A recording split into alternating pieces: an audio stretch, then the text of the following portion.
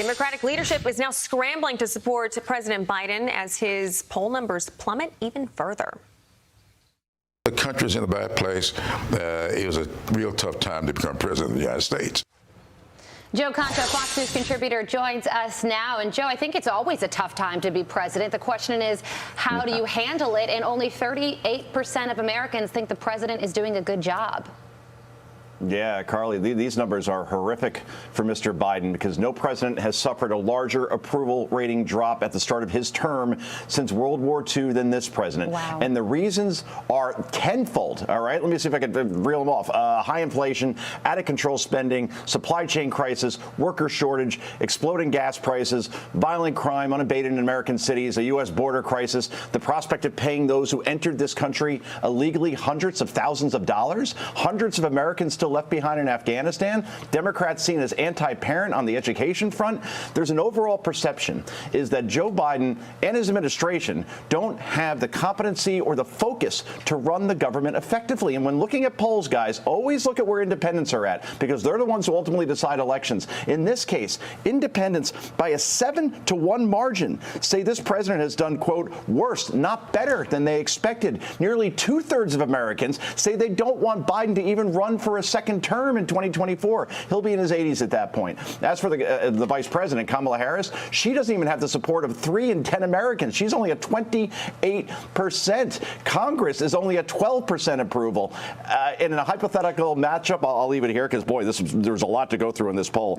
Donald Trump would beat Joe Biden by 4 points, 44 to 40%. But remember, that's a national poll. That's a popular vote thing. In the states that matter, Virginia, Georgia, Florida, Arizona, Nevada, Wisconsin, Ohio, Michigan, Pennsylvania, Biden is underwater by double digits. Again, horrific for the president. Yeah. Okay, so when you're talking about those poll numbers, would you say 11 or 12% for Congress and then mid-30s for Biden and then 28 for Kamala Harris? You know, they're praising that $1.2 trillion infrastructure package, that bill that they passed. Is that anything to really be praising about? Do you think they think that's going to help their approval ratings?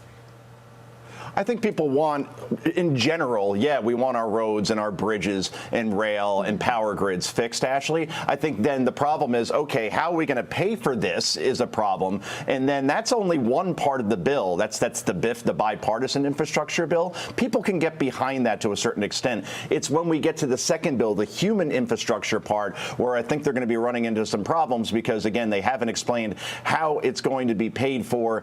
And these are the type of things, by the way, that people won't feel for a long time. In other words, when your road, your bridge, your power grid gets fixed, that takes years. People are now feeling right now the effects of inflation or the supply chain crisis or rising crime in American cities or even in their towns. And that's why this president is in serious trouble. This party is in serious trouble when we get to 2022 in the midterms, where it's looking like a red tsunami right now. Vice President Kamala Harris is heading to France today for Armistice Day, which commemorates the end of World War I. And while she's there, she's going to partake in a conference on how to make things better in Libya.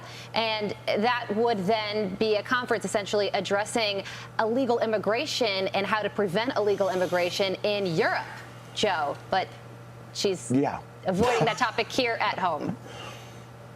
Avoiding the topic of just, I don't know, going to an actual border town, speaking to Border Patrol agents, speaking to those on the ground to fix the problem here, because that's a big problem, obviously, for this administration as well. The flow of illegal migrants coming into this country has gone unabated, and now we're looking at something like 2.4 million people entering this country illegally just in this year alone. That's more than the population of our 4th largest city in Houston. So again, here you have an absentee vice president who's doing everything but the thing she's actually assigned to, which is fix the border. But when you compare ICE to the KKK and when you say that illegal migrant crossing should be made legal when you were a senator, when you were a candidate for president, that's not the person probably who should be in the job at this point. And that's why she's polling at 28%, guys. I was going to say, it makes you wonder if that's one of the main reasons that she's polling so low right now. I forgot about the ICE KKK comment as well. Joe, thank you for reminding us. Thank you for joining us this morning. Happy Monday. We appreciate it. Thanks, Joe. Great to see you, and it's never a happy Monday. Thank you.